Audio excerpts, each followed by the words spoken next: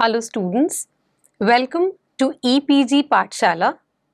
I am Dr. Pooja Walia Maan from SDI Samalkha. Today we are going to talk on the module Consumer Decision Making from the paper Services Marketing. So the students, let us discuss what we are going to learn in this module. After studying this module, you should be able to know the different buying situations, discuss why service characteristics like intangibility and quality control problems affect consumer evaluation processes, describe the relationship between customer expectations and customer satisfaction, and understand the purchase process for services. Consider buying a holiday package from a travel agent. You visit a travel agent who offers a bunch of different variety of packages and quotes varying price tags. He takes up the responsibility of managing for the transport, for the local pick and drop, the hotel, as well as the food and local sightseeing. One consideration for the consumers would be to get the cheapest possible price for all the services put together. But another would be to get an expected level for the service within the same price tag. That is, to get the value for money. In between getting the trip offer and making the payment for the trip, the consumers has many factors which affect his decision making. These factors could range from his personal experiences to the ones shared by his family or friends, and even these days the feedback that one gets from the social media. Added to this is the marketing stimuli, which means the promotional tools which give inputs to the consumer's thought process, and the other stimuli, which means the uncontrollable information which a consumer receives from various sources. Thus, a consumer needs to make a choice of the brand of service to be purchased, the timing of its purchase, and the price at which it should be purchased within so much of information that comes his way. This complex process of making a purchase decision is known as consumer decision making. There are various buying situations faced by the consumer. For designing a customized service, the service providers not only need to know what customers want, but also need to know the nature of their actual experiences and also the service buying process. This will help a marketer to better understand the consumer expectations, especially in the high contact services. High contact services are those where there is a direct interaction between the consumer and the service provider. Deciding to buy a product is often a complex purchase process which requires lots of time and efforts. Consumer purchase process refers to the stages a consumer go through in choosing, consuming, and evaluating the services. Customers find themselves in different situations from purchase to purchase and service transaction to service transaction. For example, two trips to the retail bank for two different purposes. For example, the first to deposit a check in his saving account and the second for a home loan. Both may not have the same purchase decisions. Let us look at the 3 buying situations as elaborated by Howard and Sate. The first is the straight rebuy or routinized response behavior. In this buying situation, the customer comes for repurchasing the same service product, like a bank draft. Customers are less involved in this purchase process because services purchased are of frequent or daily use. The second buying situation is called as a modified rebuy or a limited problem solving. In this situation, the customer does not meet one or more of the differentiation criteria. In other words, services purchased are almost similar to previous purchase. He or she may be aware of the category or brand but not the new version or form.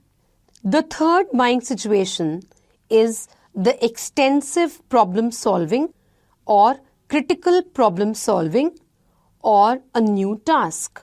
This situation arises when customer is in this buying situation when the offer is totally unfamiliar and he is not clear either about his decision criteria or his evaluation criteria.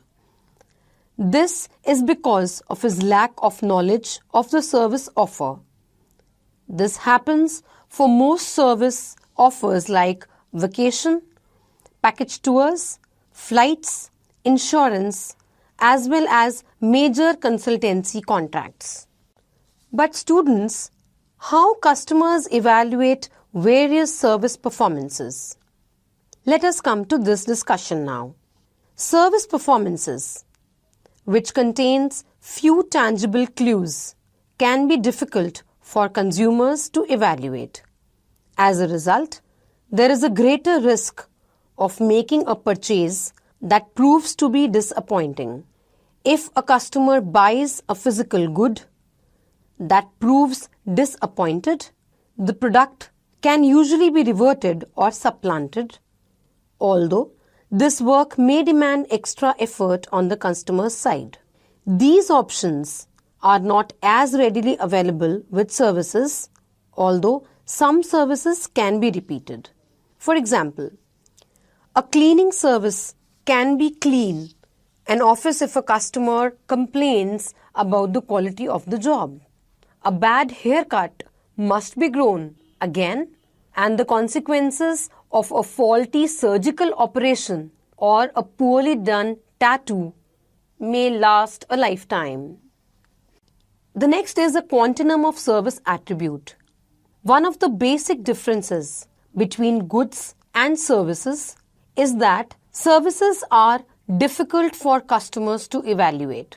Service attributes could be divided into search, experience, and credence properties, and they provide a useful framework for understanding how consumers evaluate different types of service market offerings.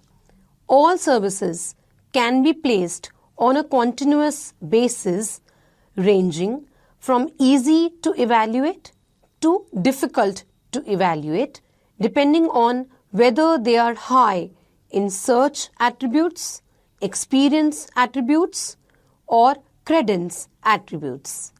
Let's discuss all of them one by one. The first is the search attributes. Physical goods tend to emphasize those attributes that allow customers to evaluate a product before purchasing it. Features like style, color, texture, taste, and sound allow prospective consumers to try out, taste test, or test drive the product prior to purchase. These tangible attributes help customers understand and evaluate what they will get in exchange for their money and reduce the sense of uncertainty or risk associated with the purchase occasion. Goods such as clothing, furniture, cars, electronic equipment, and foods are high in such attributes, but this is not in the case of services. Incidentally, services lack such attributes. That is why service marketer has to create the physical evidence. The next is the experiential attributes. When features can't be assessed prior to purchase, customers must experience the service to know what they are getting. Customers have to experience by consuming service, only then they can evaluate the attributes of services. For example, holidays, live entertainment performances, sporting events, and even restaurant. Although people can examine the brochures, scroll through the websites describing the holiday destination, view the travel films, or read the reviews by travel experts, they can't really evaluate or feel them until they actually experience these activities. Nor can the customers rely on information from friends, family, or other personal sources when evaluating these and similar services, because different people may interpret or respond to the same stimuli in different ways. The last are the credence attributes. Those service characteristics that customers find impossible to evaluate even after purchase and consumption are known as credence attributes. Customer is forced to trust those benefits that have been delivered even though it may be hard to document them. For example, in medical services, patients can't usually evaluate how well their dentist have performed a complex dental procedure. Now let's see how perceived quality relates to satisfaction. The term quality and satisfaction are sometimes used interchangeably, but some researchers believe that perceived service quality is just one component of a customer satisfaction, which reflects price or quality trade-offs. Satisfaction can be defined as an attitude like judgment following a purchase act or a series of consumer product interactions. Most studies are based on the theory that the approval or disapproval of pre-standards is the essential determinant of satisfaction. This reflects that customers have certain service standards in mind prior to consumption, that is their expectations. They observe service performance and compare it to their standards, and then form satisfaction based upon this comparison. But the question arises, why is satisfaction important to the service managers? There is evidence of strategic links between the level of customer satisfaction and a firm's overall performance. Some marketers claim that the phrase "your satisfaction is guaranteed or your money back" has become a standard promise for so many businesses. However, customer satisfaction is not an end. Rather, it's a mean to achieving the key business goals. Firstly, satisfaction is inseparably linked to customer loyalty and relationship commitment. Secondly, highly satisfied customers spread positive word of mouth. They are like walking and talking advertisements for any service organization whose service has pleased them. And this could minimize the cost of attracting new customers. Thirdly, Highly satisfied customers may be more kind.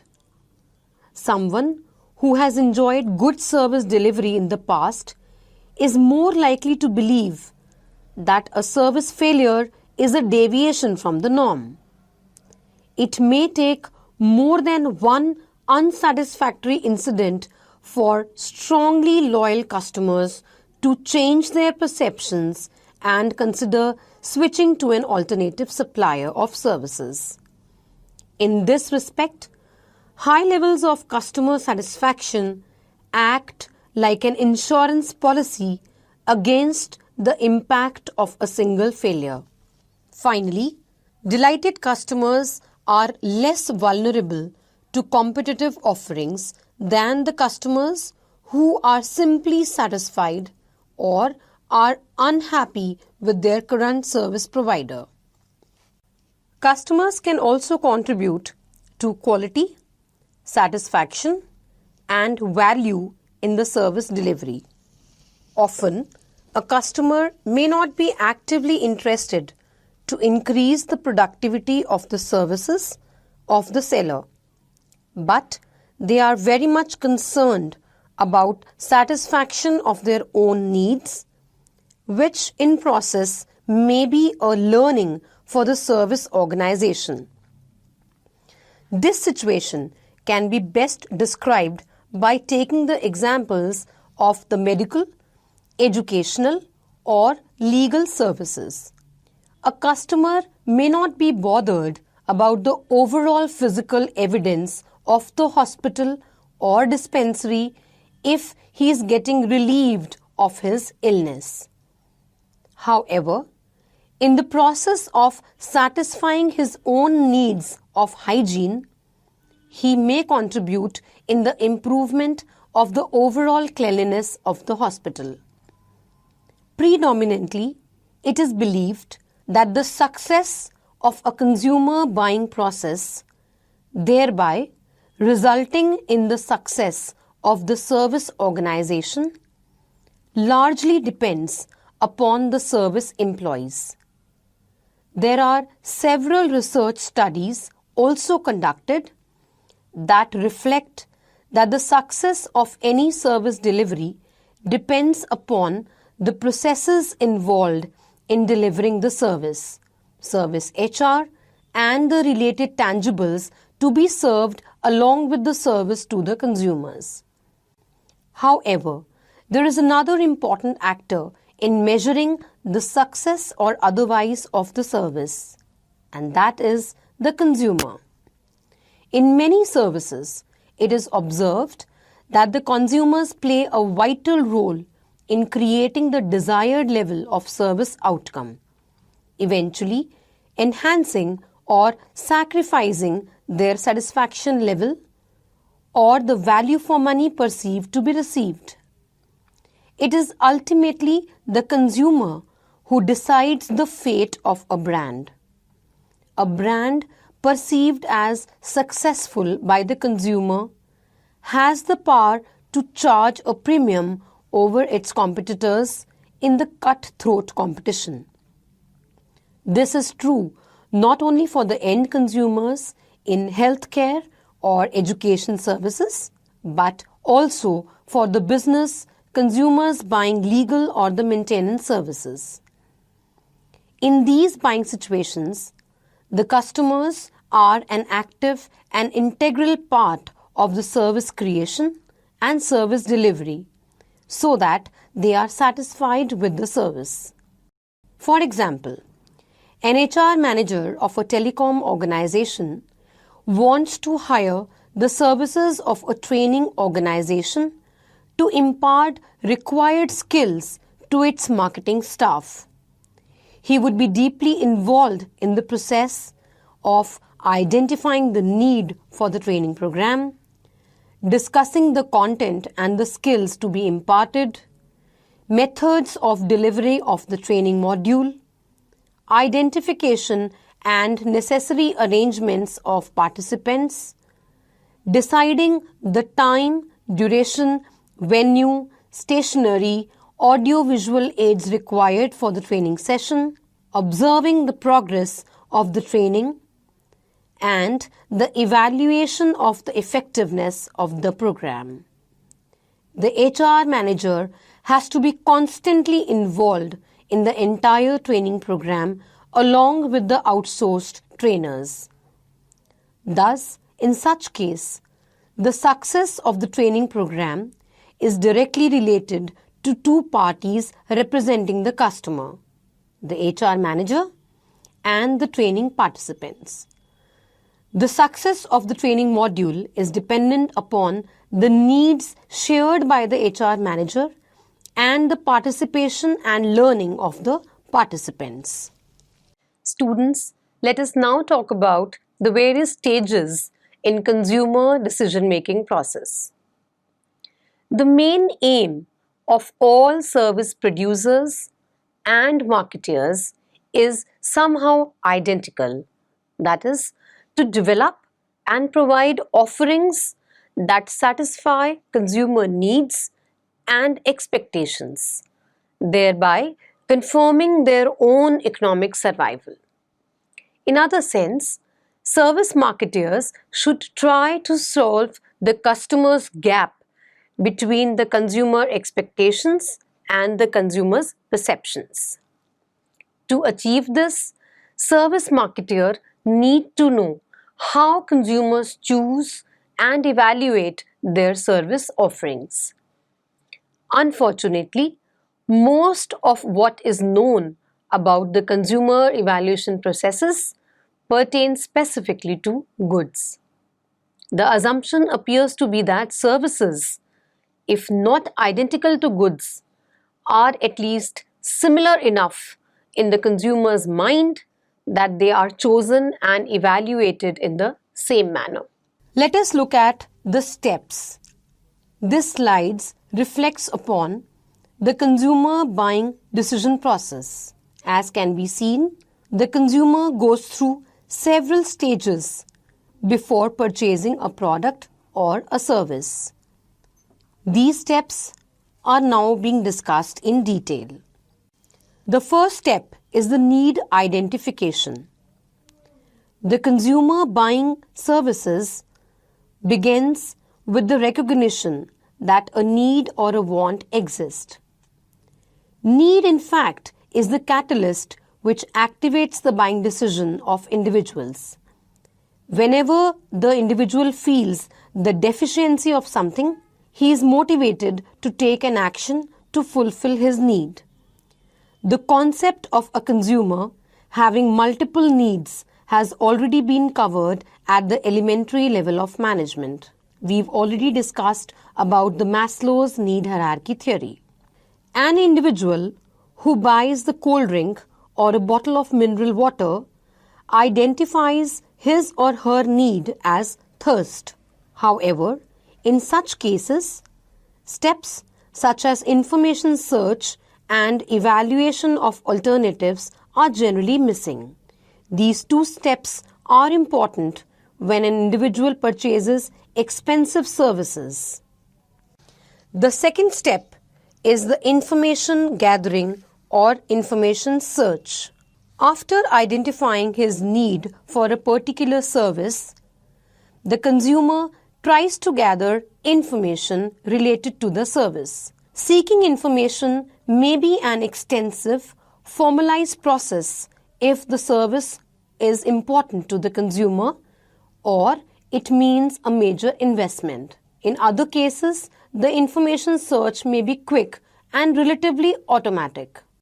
An individual can acquire the information through any of the sources like the personal sources, the commercial sources, the public sources like newspaper, radio and magazines, or the experiential sources reflecting the individual's own experience or prior handling of a particular service. The third step reflects the evaluation of alternatives. After the information search, the next step is to identify the potential suppliers and then analyze the benefits and risks of each option before making a final service decision. This element of perceived risk is especially relevant for services that are high in experience or credence attributes and thus difficult to evaluate prior of purchasing and consuming. Seeking information from various personal sources could mean relying on a firm with a good reputation, looking for guarantees and warranties, visiting service facilities, or trying aspects of the service before purchasing, asking knowledgeable employees about competing services, examining tangible cues or other physical evidence, and using the web to compare the service offerings. Step 4. Purchase of services. After going through all the above stages, customer finally purchases the product.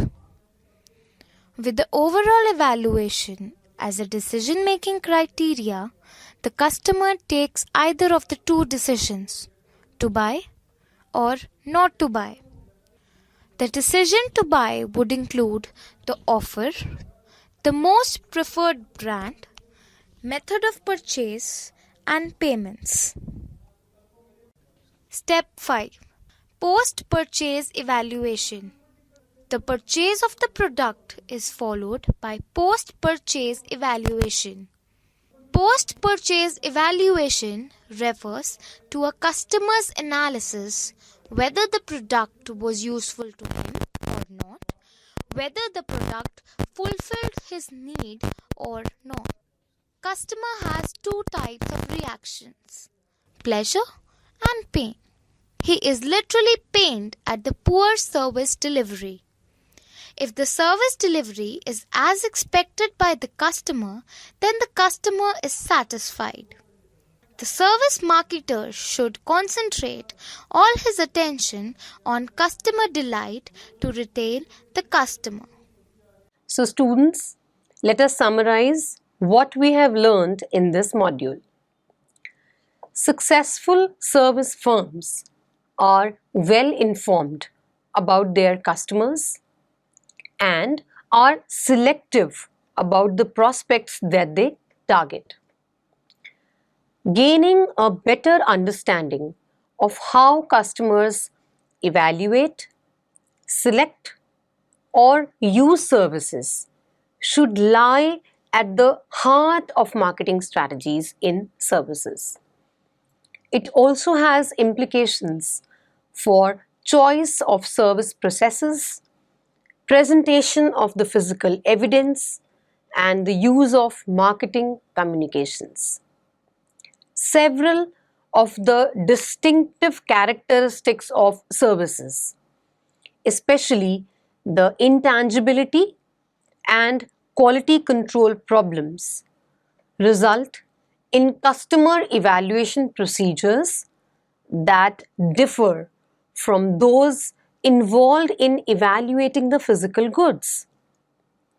Because the consumer evaluation and purchase processes for many services are complex, the service managers therefore need to understand how customers view the service offering and to explore the factors that determine the customer expectations and satisfaction.